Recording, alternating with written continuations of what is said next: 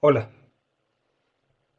bienvenidos a esta nueva videoconferencia en la cual analizaremos aspectos relacionados con la contratación del personal de servicio doméstico, aspectos laborales, de seguridad social y de seguridad y salud en el trabajo, a propósito de la expedición de la reciente resolución 1159 del año 2020, en la cual se establecen los protocolos de bioseguridad que deben cumplir los empleadores que contraten personas para este tipo de actividades.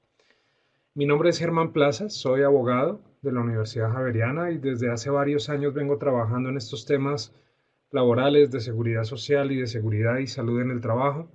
Soy autor de varios libros relacionados con estos temas, docente universitario, consultor jurídico independiente y conferencista habitual sobre esta materia. Me complace nuevamente estar compartiendo esta transmisión con nuestros amigos de portalempresarial.org, con quienes durante los últimos 10 o 15 años hemos recorrido el país en varias oportunidades, dictando conferencias presenciales sobre estos temas laborales de seguridad social y de seguridad y salud en el trabajo. Los invito a que revisen su página web portalempresarial.org. Allí pueden encontrar productos siempre de actualidad y en esta época de COVID-19, pues con mucho mayor razón, como un medio para tratar de mantenernos en contacto a pesar de la imposibilidad de vernos físicamente como lo hicimos durante muchos años. Recuerden que información adicional sobre todos estos temas la pueden conseguir a través de cualquiera de los medios que están escritos en la pantalla. El acceso a cualquiera de estas redes sociales es gratuito y además está la plataforma mipracticalaboral.com en la cual pueden encontrar preguntas y respuestas sobre muchos de estos temas de actualidad, además de noticias, el texto completo de leyes, resoluciones, decretos, acuerdos, circulares, sentencias y también videoconferencias como esta eh, que estamos viendo en este momento. Como les decía, entonces vamos a hablar de servicio doméstico. La idea es que durante este tiempo que vamos a estar acá reunidos, hagamos una especie de resumen ejecutivo sobre los principales aspectos que rigen para la contratación de este tipo de personal. Entendiendo por servicio doméstico básicamente aquellas personas que nos ayudan en labores del hogar, limpieza, etcétera, jardinería, por ejemplo, también, o conductores de familia. En principio, esas son las personas a quienes les aplica toda esta reglamentación que vamos a comentar a partir de este momento.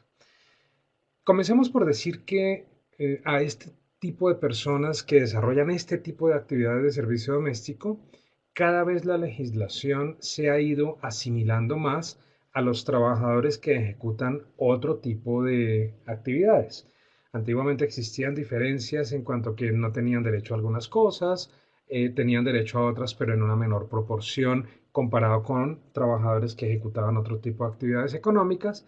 Hoy esas diferencias han ido desapareciendo y en principio podríamos decir que a este tipo de personal le aplican como norma general todos los derechos que le aplicarían a cualquier trabajador que ejecute otra actividad económica. Así las cosas, lo primero que nosotros debemos tener claro es que en Colombia pues hay diferentes formas de contratación de personal. Hay varias formas de contratación de personal. La que más se utiliza para este tipo de personal de servicio doméstico es el contrato de trabajo directo. Contrato de trabajo directo firmado con alguno de los miembros de la familia.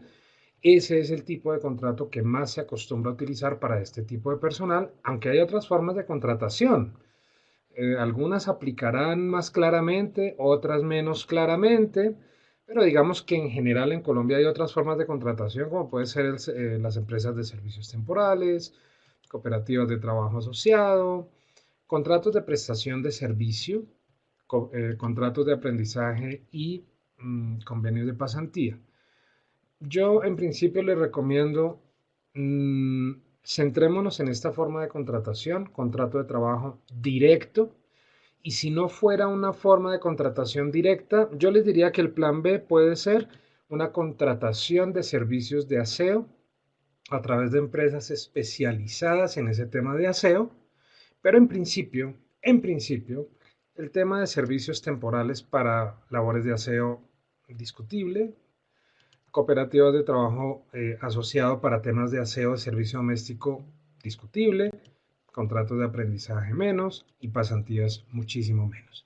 Entonces, vamos a centrarnos en el contrato de trabajo. ¿Qué pasa cuando vamos a vincular personal para servicio doméstico a través de contrato de trabajo? Es tal vez la forma más utilizada para contratar servicio doméstico. La primera recomendación es firmar un contrato, que el contrato quede por escrito. Es la primera recomendación. Los contratos verbales, laborales verbales, son válidos, pero no son tan seguros porque como no queda nada escrito, lo que acordamos hoy se nos puede olvidar mañana o pasado mañana. Y si las partes no nos ponemos de acuerdo en lo que habíamos pactado en su momento, pues será un tercero el que entre a resolver esa controversia. Y cuando un tercero que no formó parte del arreglo, cuando es ese tercero el que entra a resolver la controversia, pues realmente cualquier cosa puede pasar allí. Entonces lo mejor es que quede por escrito. Dicho eso, podemos escoger entre un contrato laboral escrito a término fijo o a término indefinido. Ambos son válidos. En esencia, la diferencia puede radicar en el valor de la eventual indemnización por despido sin justa causa que habría que pagarle al trabajador en caso de que el contrato termine sin justa causa. Eh, Hay quienes consideran que el contrato de trabajo a término fijo puede ser muy costoso desde el punto de vista indemnizatorio, porque si se firma un contrato a 12 meses, laboral, fijo, a 12 meses, y el empleador quiere terminar el contrato a los 3 meses sin justa causa, porque por ejemplo cerraron la ciudad y la persona no puede llegar al trabajo y el cierre va a ser indefinido, porque por ejemplo el empleador no se siente cómodo con la forma como la persona trabaja, pero no hay una justa causa para terminarlo. Entonces, si lo hicimos a 12 meses y lo queremos terminar a los 3 meses, la ley dice que el valor de la indemnización debe ser equivalente al valor de los salarios que la persona hubiera recibido hasta la fecha de terminación del contrato. O sea que si lo terminamos a los 9 meses y el contrato era a 12, si lo terminamos a los 3 meses y era a 12, pues toca pagar 9 meses de salario como indemnización por despido sin justa causa. Mientras que si el contrato fuera a término indefinido, cualquier terminación de contrato de trabajo después del periodo de prueba sin justa causa costará 30 días de salario. Y por cada año adicional al primero serán 20 días de salario. Así las cosas, para pagar en un contrato a término indefinido una indemnización de 9 meses, como en el término fijo que hablamos hace un rato, pues la persona tendría que trabajar más o menos 10 años. Y pues hay empleadores que dicen que le pagan con menos dolor 10 meses o 9 meses de salario como indemnización a una persona que haya trabajado 10 años en la familia y no a una persona que haya trabajado solamente 3 meses. Recomendación entonces que sea por escrito y evalúen ustedes cuál tipo de contrato puede ser mejor, si el fijo o el indefinido. Una de las ventajas del fijo es que si el contrato llega hasta la finalización del plazo pactado, el contrato puede terminar sin indemnización. Y si el contrato se prorroga varias veces, al finalizar el contrato, el último plazo pactado, 20 años después, el contrato en principio se podrá terminar alegando vencimiento de plazo sin tener que pagar indemnización por los 20 años anteriores de servicio. Esa es una de las ventajas del término fijo. La gran incertidumbre está en poder saber si siempre el contrato podrá llegar al vencimiento del plazo inicialmente pactado. Y en estos tiempos de pandemia, pues mucho más grande es el grado de incertidumbre. Una vez hayamos firmado el contrato de trabajo con la persona del servicio doméstico, la persona del servicio doméstico puede estar tranquila de que esos fueron los términos pactados. el empleador de servicio doméstico puede estar tranquilo de que esos fueron los términos pactados. Ambas partes van a tener total claridad de cuáles son las reglas de juego que rigen o que van a regir ese contrato. Importante cuando se firme el contrato, pactar claramente con el trabajador de servicio doméstico cuáles van a ser las condiciones de prestación del servicio. ¿A qué horas entra? ¿A qué horas sale? ¿Cuáles van a ser sus obligaciones? ¿Dónde va a prestar el servicio? Y aquí en este punto yo quisiera compartirles algunas anécdotas de casos que hemos recibido en consulta en la firma. Con frecuencia se acostumbra a que, por ejemplo, una misma persona del servicio doméstico, que ayuda en labores de aseo, de limpieza, cocina, etcétera, trabaja, por ejemplo, para varias casas de la misma familia, por ejemplo. En esas, digamos que en esos, cuando existe ese tipo de acuerdo con la persona, eso es, digamos que suponiendo que fuera legal, que el servicio se pudiera prestar en varias casas con un solo empleador, ahí quien firma el contrato de trabajo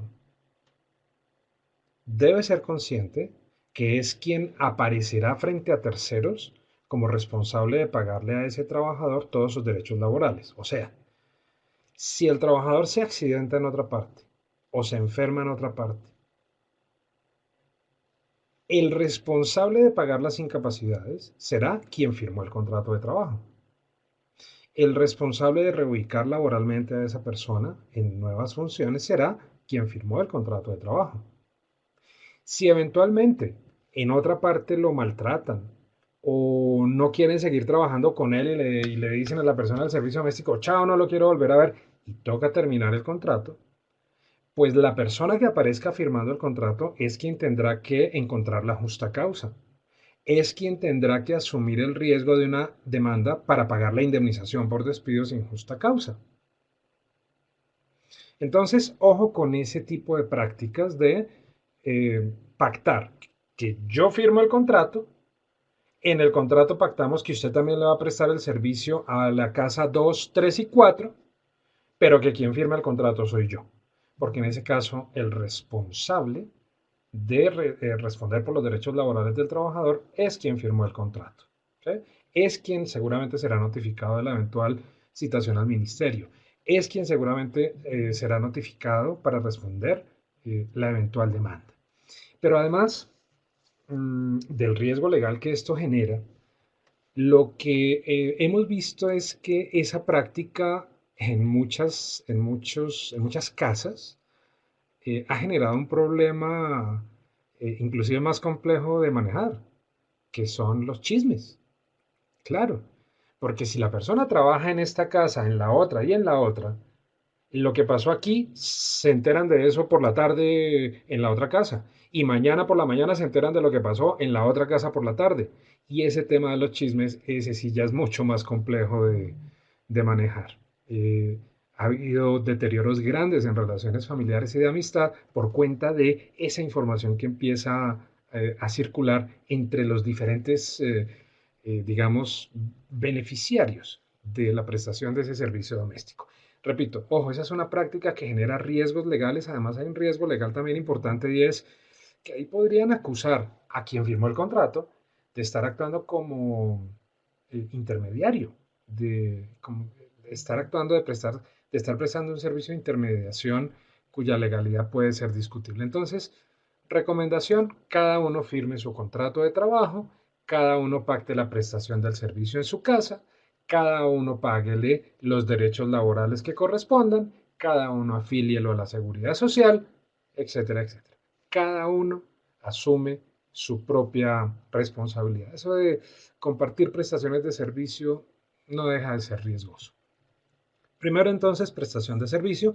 Importante también, si ustedes quieren que el servicio se preste de forma exclusiva, es decir, que la persona no preste servicios de la misma naturaleza en otras casas, hay que pactarlo en el contrato. Segundo tema importante, la subordinación. La subordinación desde el punto de vista laboral es la facultad que tiene el empleador de exigir la prestación del servicio en cuanto al modo, tiempo y lugar en que se debe prestar el servicio. No tengan miedo de ejercer subordinación cuando hay contrato de trabajo de por medio. Es de la esencia del contrato de trabajo poder dar órdenes, poder dar instrucciones, poder imponer un horario. Es de la esencia del contrato de trabajo la subordinación. Pero ojo, no confundamos subordinación con autoritarismo, porque es que es una línea muy gris en muchos casos, una línea gris muy delgadita, y pasar de la subordinación al acoso laboral, del uno al otro, hay un paso muy pequeñito. Ojo con el tema de acoso laboral, al personal de servicio doméstico le aplican las disposiciones de protección en materia de acoso laboral. Ojo entonces con aquellas modalidades de acoso laboral que están previstas en la ley 1010. Ojo con aquellas conductas de acoso laboral que están previstas en la ley 1010 del año 2006.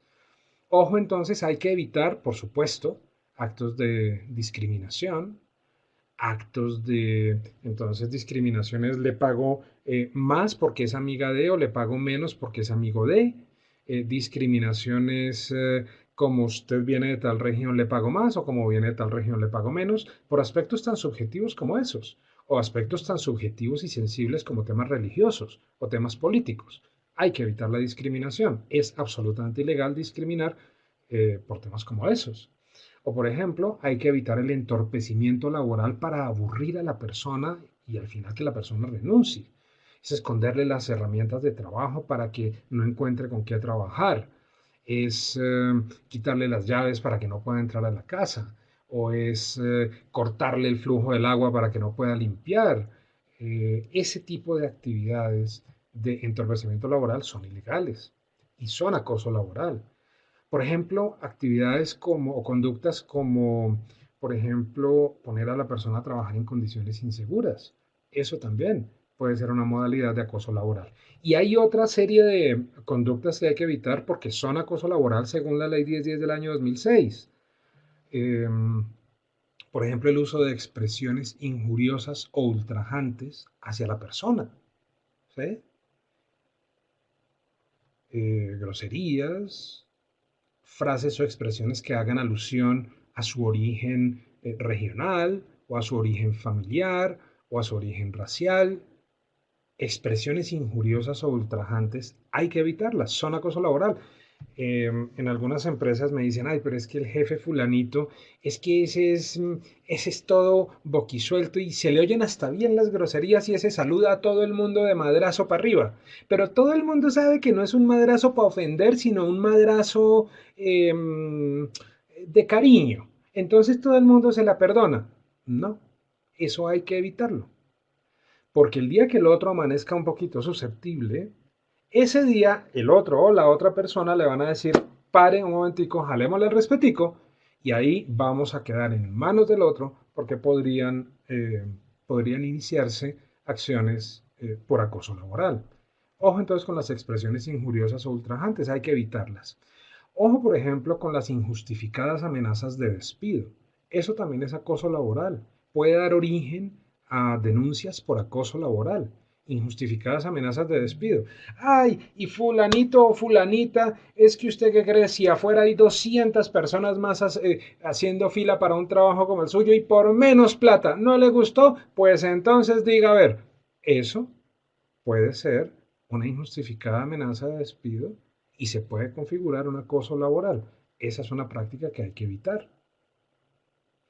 O suponiendo que estuviéramos en un proceso de descargos, vamos a suponer que vamos a hacer unos descargos para tratar de configurar una justa causa de terminación.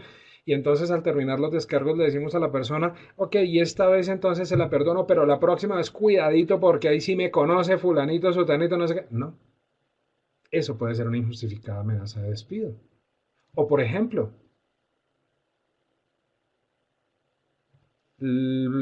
alguien del grupo familiar pregunta por su tanito o por su tanita, ¿ya llegó? No, no ha llegado. Y entonces ese que preguntó empieza a vociferar a todo volumen. Pues dígale que no vuelva, que no llegue, que yo le hago llegar las cositas, que aquí nadie es indispensable, que no sé qué y que ni se aparezca. Eso puede ser una injustificada amenaza de despido porque además en últimas lo que se busca es, como la persona no está, no ha llegado, Lo que se busca es generar en el entorno, en el ambiente, miedo, intimidación, terror, angustia. Y eso, según la ley 1010, es acoso laboral. Eso puede aplicar para servicio doméstico. Hay que evitar esas conductas. Ojo, por ejemplo, también con la alusión pública a hechos pertenecientes a la intimidad de la persona. Ay, ese marido suyo, ay, esa esposa suya, ay, es que usted, ay, es que no sé qué. ¿No? Uno no se le puede meter al rancho a nadie. El empleador no se le puede meter al rancho a uno. Uno no se le puede meter al rancho a ningún trabajador. Eso puede ser acoso laboral. Y ni hablar, por ejemplo, de la descalificación en público del trabajo del otro. Eso también hay que evitarlo. Personas del servicio doméstico son protegidos por la ley en ese sentido también, y los protegen de conductas donde el empleador en público descalifica su trabajo.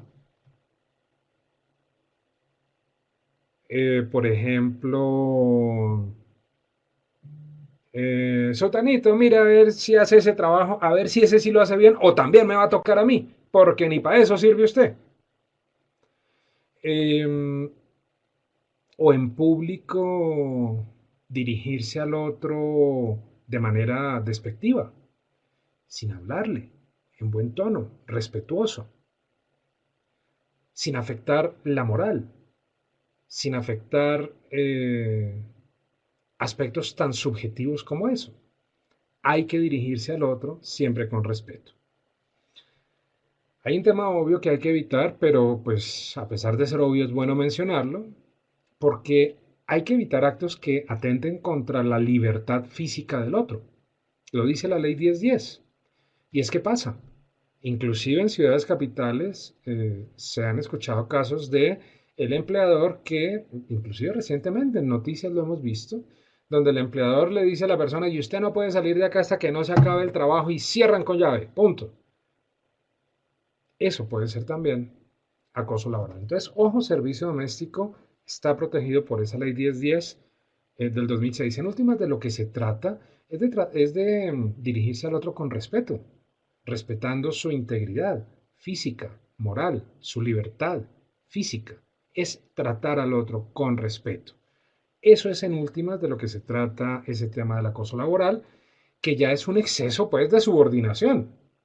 Si bien es cierto, la subordinación permite dar instrucciones, dar órdenes, decir cómo se debe hacer el trabajo, y eso no es acoso laboral, el acoso se presenta cuando se sobrepasa esa facultad de dar órdenes y empezamos a infundir en el otro miedo, intimidación, terror o angustia para que renuncie. Cuando incurrimos en conductas que atenten contra la moral del otro, la dignidad del otro. Ahí ya pasamos a un tema de ilegalidad por acoso laboral. Ojo que también en servicio doméstico hay una serie de derechos mínimos que hay que respetar, que son irrenunciables. No podríamos, por ejemplo, pactar con un trabajador del servicio doméstico en el contrato que el trabajador renuncia, por ejemplo, a la prima de servicios, que porque es que le voy a pagar bien. O renuncia a las cesantías, que porque es que le voy a pagar bien. O que renuncie a los intereses a las cesantías, porque es que le voy a pagar bien. O que renuncie a la afiliación a la seguridad social, porque es que está en el CISBEN. O que renuncie a las horas extras, o a los recargos nocturnos, o a los recargos por dominicales. Esos son derechos irrenunciables. Los acuerdos en ese sentido no valen.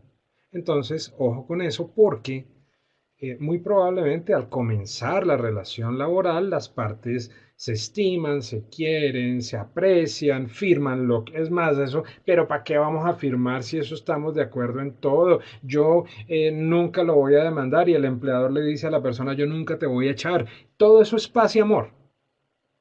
Pero es que después con el desarrollo de la relación laboral nunca se sabe. Y estos temas hay que pensarlos no para cuando las partes sean amigos, sino para cuando las partes dejen de ser amigos. Es ahí donde todos estos temas que estamos viendo pueden salir a relucir. Miren, yo creo que por ahí el 99% de los casos de servicio doméstico que recibimos en consulta en nuestra oficina De verdad, yo creo que el 99% arrancan con la misma frase a la consulta. Arrancan diciéndonos, doctor, era como de la familia. Comía con nosotros, viajaba con nosotros, eso, todo con nosotros. Y terminan con la misma frase, que es, hasta que sacó las uñas, doctor, ¿cómo le parece? Y cuando uno escucha la historia, mirándola desde el punto de vista objetivo, lo que uno ve es que el empleador, por exceso de buena fe, por exceso de confianza, dejó de cumplir muchas veces con algunos requerimientos legales, no de mala fe, sino por exceso de confianza, y después un funcionario, un tercero que tiene como obligación hacer cumplir la ley, termina obligando al empleador a pagar un montón de cosas que se dejaron de pagar, repito, muchas veces no por mala fe, sino por exceso de confianza. Entonces, si el empleador quiere reconocerle a la persona del servicio doméstico, sea jardinero, conductor, empleada del servicio doméstico, sumas adicionales a las legales, bonificaciones adicionales a las legales, eso está perfecto, háganlo, déjenlo pactado en el contrato, pero háganlo después de haber cumplido con el mínimo legal, con todos estos temas mínimos que estamos mencionando. No por pagar más el empleador se libera de pagar y de cumplir con estos temas mínimos que estamos mencionando acá. Ojo entonces con los derechos mínimos, hay derechos que son irrenunciables. Ojo con la remuneración. Si la persona va a trabajar 8 horas diarias, 48 a la semana, hay que pagarle mínimo el salario mínimo legal mensual vigente. Si va a trabajar la mitad de la jornada máxima legal, hay que pagarle el mínimo proporcional a las horas que va a trabajar. Y siempre al servicio doméstico, siempre, en cualquier contrato de trabajo, pero en servicio doméstico especialmente, hay que tener especial cuidado al momento de pactar el salario en especie.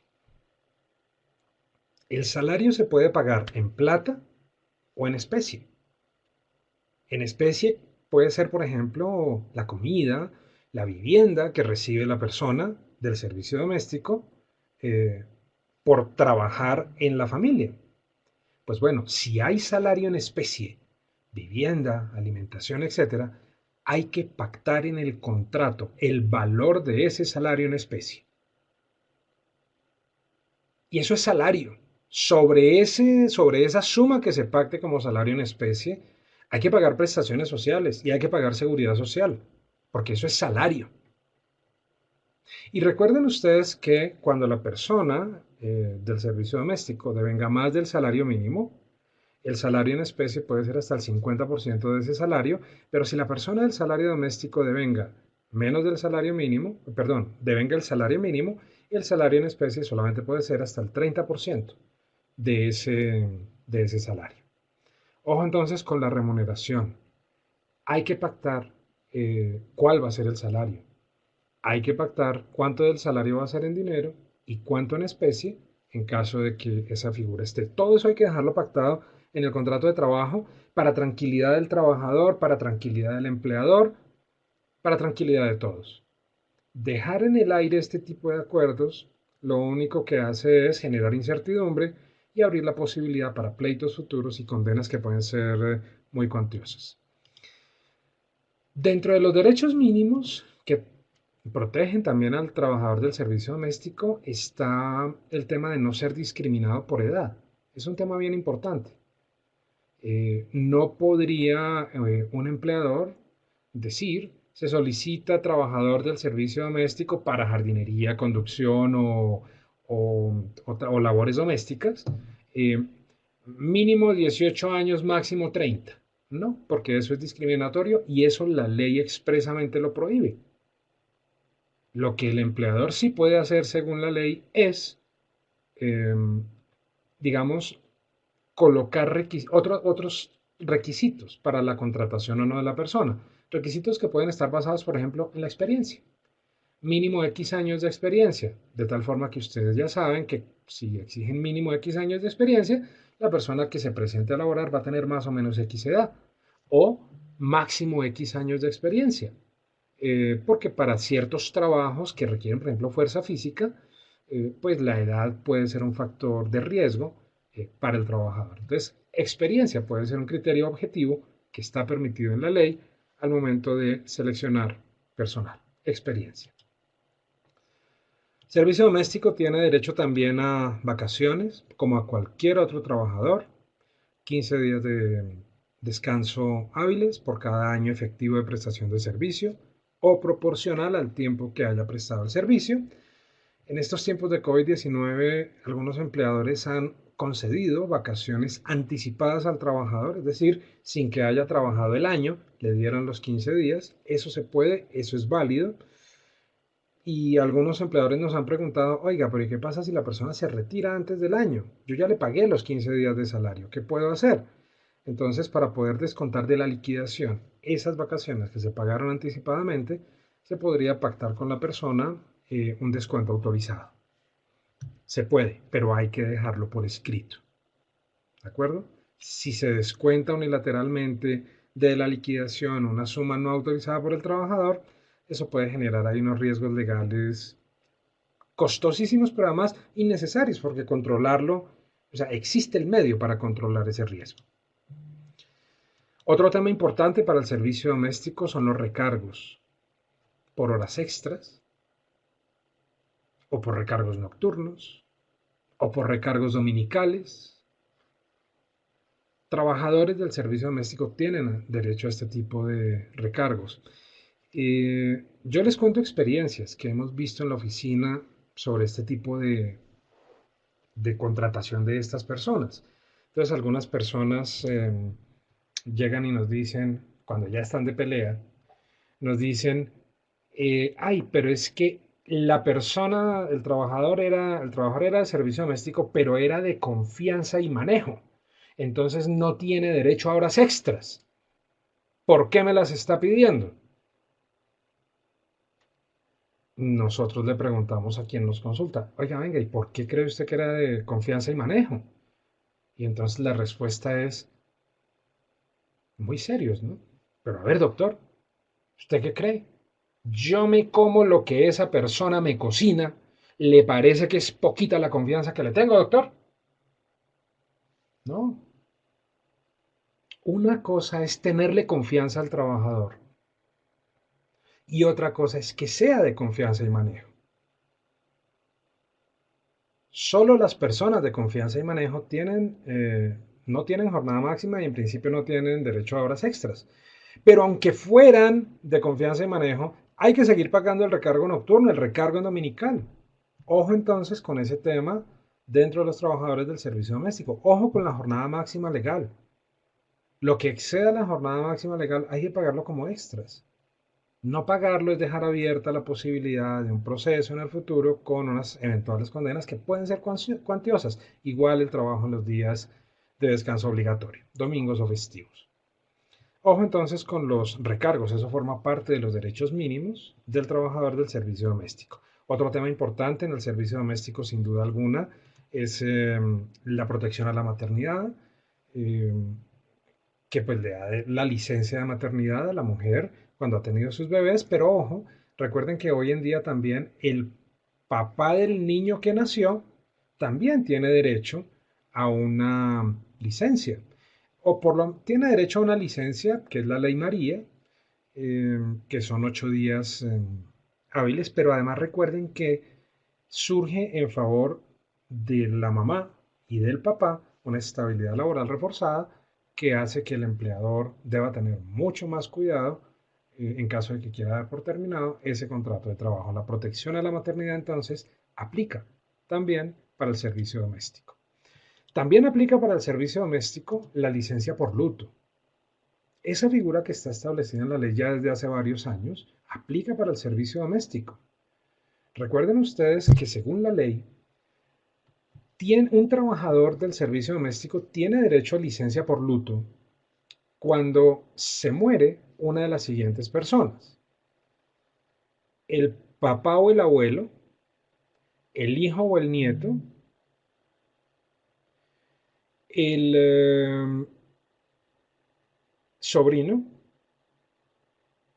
perdón, el hermano, repito entonces, papá, abuelo, hijo, nieto, hermano, hasta ahí llega la licencia por luto, o los hijos del cónyuge, los hijos del cónyuge que no sean hijos del trabajador. Ahí también puede aplicar la licencia por luto, que son 5 días hábiles remunerados para que el trabajador atienda los asuntos propios, eh, pues propios de un entierro. Esa es la licencia por luto. Repito, 5 días hábiles cuando fallece una de esas personas que acabamos de mencionar. También en servicio doméstico aplican las normas generales que conocemos de seguridad social. Como hay contrato de trabajo, entonces el trabajador del servicio doméstico debe estar afiliado a EPS como cotizante, a pensiones como cotizante, a ARL como cotizante, a caja de compensación como cotizante. Con frecuencia recibimos consultas de personas que dejaron de afiliar al sistema de salud, a EPS, al funcionario de servicio doméstico, con el argumento de que como estaba en el CISBEN no tenía que tener EPS. Y que es que si yo lo afiliaba a la EPS, entonces él prefería dejar de trabajar, porque es que el CISBEN es lo máximo.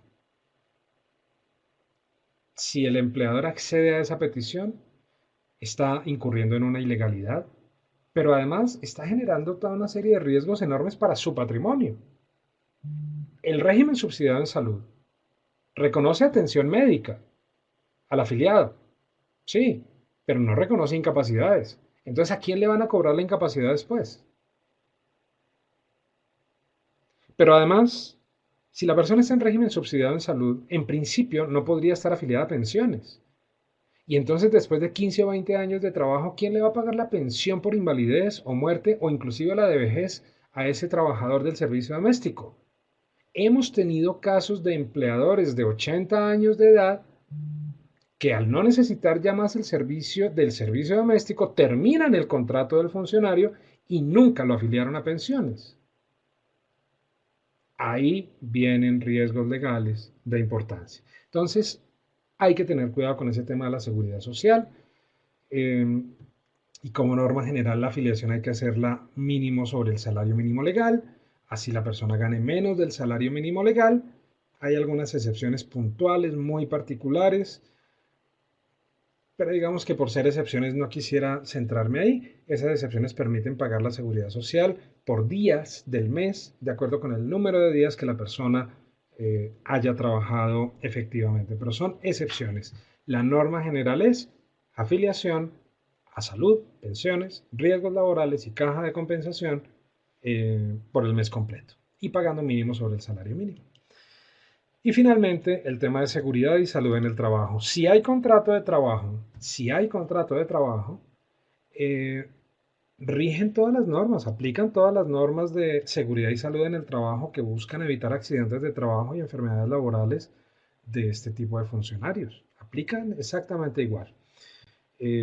Exámenes médicos ocupacionales, de ingreso, periódicos de retiro, en general elementos de protección personal, en general temas de capacitación, temas de entrenamiento, todo lo de digamos, todas las normas generales de prevención que aplican al servicio, que aplican a cualquier trabajador. Pero puntualmente, en este tema de seguridad y salud en el trabajo, en esta oportunidad, yo los invito a que revisen la resolución número 1159, resolución número 1159 del Ministerio de Salud, resolución 1159 del 15 de julio del año 2020. Es una resolución que tiene menos de una semana de haberse expedido y esa resolución establece los protocolos de bioseguridad que debe cumplir el empleador que contrate a personas para realizar trabajos de servicio doméstico. Los invito a que la revisen y los invito a que evalúen la posibilidad real que tengan ustedes de cumplir con esa norma porque es de obligatorio cumplimiento. No cumplir con lo que dice esta norma nos puede generar sanciones de tipo administrativo, multas, nos puede generar sanciones de tipo, digamos, civil eventualmente si el COVID-19 que adquiere el servicio doméstico llegara a ser calificado como laboral por alguna razón específica y ese COVID se demuestra que se adquirió por falta de medidas de seguridad del empleador, ahí puede haber reclamaciones de naturaleza civil en contra del empleador. eh, entre otras cosas. Entonces, yo los invito a que revisen esa resolución 1159 del 2020. Es bastante rigurosa. Entre otras cosas, por ejemplo, exige que al funcionario de servicio doméstico que llegue a la casa se le tome la temperatura, se le prohíba el ingreso si tiene más de 38 grados de temperatura, se le exige el cambio de zapatos al ingresar a la casa, se le dé un lugar donde pueda cambiarse, se le dé una bolsa plástica en la cual pueda guardar la ropa, se le den los elementos de protección personal, tapabocas, cofia, por ejemplo, si va a manipular alimentos, guardar el distanciamiento social de 2 metros con otros miembros de la familia, y ahí la norma enumera cuándo, entre otros, por ejemplo, cuando se van a consumir alimentos, eh, establecer canales de comunicación con la ARL, con las entidades de salud en general, en caso de que se detecte un potencial positivo para COVID. Se debe llenar una bitácora en la que se le pregunte a la persona dónde estuvo recientemente, con quién estuvo, qué lugares visitó. Se debe invitar a la persona para que evite el uso de anillos, collares, aretes, en fin. Es una norma bastante dispendiosa. Resolución 1159 del año 2020.